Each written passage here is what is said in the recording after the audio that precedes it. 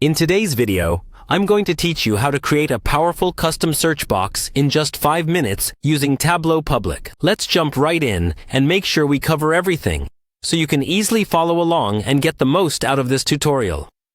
To start this process, you need to open your Tableau Public app. If you haven't already, make sure it's downloaded and installed on your computer. Once you have it open, what you'll want to do next is access your worksheet. This is where all the magic is going to happen. So go ahead and double-click on your desired worksheet to bring it up on the screen. Now, let's arrange our data in a way that makes it easy to work with. Click and drag the product name field directly onto the rows layer. This organizes the data list and prepares it for further manipulation, allowing us to better visualize and interact with our information. Next, find the small drop-down arrow on your screen, typically located next to the field names. Click on it and find the option labeled Create Parameter. This feature is crucial because it allows us to set the criteria for our custom search functionality.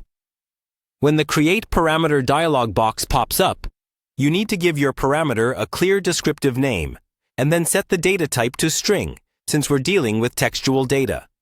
Once you've done that, click OK to finalize this step. Continuing on, locate the parameter you just created in the data pane.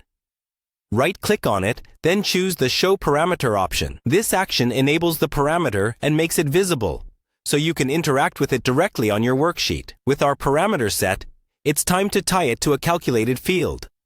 Again, head over to the drop-down arrow and select Create Calculated Field. In the dialog box that appears, give your calculated field a meaningful name and type the query you'll be using. The query acts as a search criteria, essentially the logic guiding how your custom search responds to user input.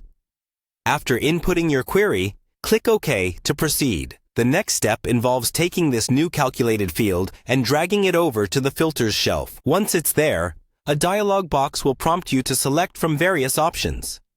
Choose True, as this ensures your query criteria are met when the search is used, and then confirm by clicking OK. Now, for the final touch, test it out.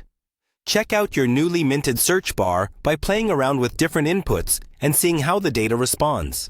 With everything set up just right, you've now successfully put a powerful custom search functionality right at your fingertips. Enjoy the ability to quickly and efficiently sift through all of your data with ease. Thanks for following along, and see you in the next tutorial.